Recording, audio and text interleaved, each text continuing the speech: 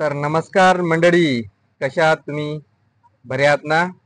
आशा आहे की तुम्ही बरे राहा, खुश राहा. आजचा विषय खूप छान आहे. मन शांत कसं ठेवायचं?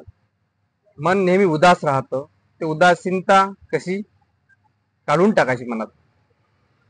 तर त्याआधी नमस्कार मित्रांनो, मी प्राध्यापक Praveen Bonke, spiritual and life coach, business adviser. तर आजचा विषयाला ओढू आपण की मन शांत कसं ठेवायचं. बऱ्याच वेळा मन उदास होतं. उदास होण्याचे कारण की कोणाकडून अपेक्षा ठेवणे, की याने माझ्या मतानं ऐकला पाहिजे किंवा यानं माझं ते काम ऐकलं नाही. तुम्ही एखाद्याकडून अपेक्षा ठेवली, ते पूर्ण झाली नाही, तर हे सर्वात मोठं मन यामुळे चिडचिड होत. तर सर्वात महत्वाची गोष्ट, कोणाकडून कुठलीही अपेक्षा ठेवू नका, जवळचा असो की दूरचा असो. कारण अपेक्षा जर तुमची भंग झाली, तुम्हाला दुःख होईल, वाईट वाटेल.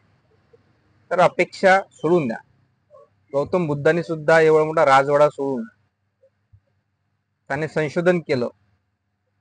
दुःखाचं मूळ कारण हे माणसानं ठेवलेल्या अपेक्षा आहेत, आणि अपेक्षा हे कधीही समाप्त होत नाही. त्यामुळे अपेक्षा कमी ठेवा. स्वतःकडून जेवढ्या ठेवायच्या तेवढ्या ठेवा, पण इतरांकडून ठेवू नका. मग जवळचं ते कोणी असं. कधी कधी मन इतकं उदास होतं की आहे ते घर सोडून जावं वाटतं, व्यापार सोडून जावं वाटतं, नोकरी सोडून जावं वाटतं, आपली शेती सोडून सुद्धा जावं वाटतं. जाऊन जाणार कुठे तुम्ही? कारण ती मनाची एक अवस्था आहे. त्या अवस्थेमध्ये तुम्ही आहात, आणि त्या अवस्थेमधून बाहेर निघण्यासाठी तुम्हाला परिस्थिती बदलवायची नाही. तुम्ही ऐकलं असेल की माणसाला जर परिस्थिती बदलवायची असेल तर माणसं काय करतात? कोणी घर बदलून टाकतात की बाबा माझी मनस्थिती परिस्थिती बदलेल. कोणी बायको बदलून टाकतो, कोणी कार बदलून टाकतो.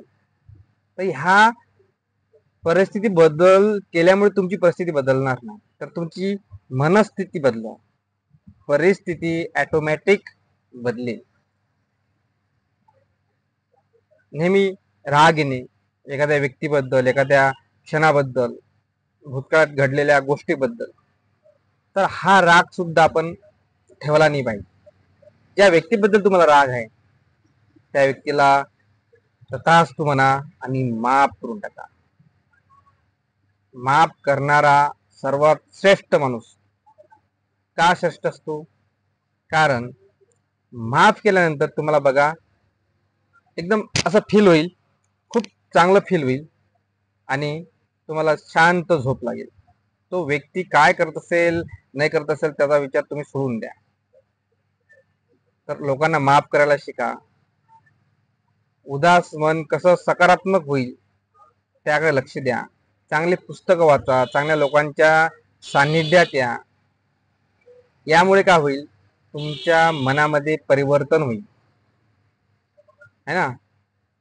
तर व्हिडिओ आवडला असेल तर लाईक, सबस्क्राईब करा, शेअर करा, आणि इतर सुद्धा व्हिडिओ बघा. धन्यवाद.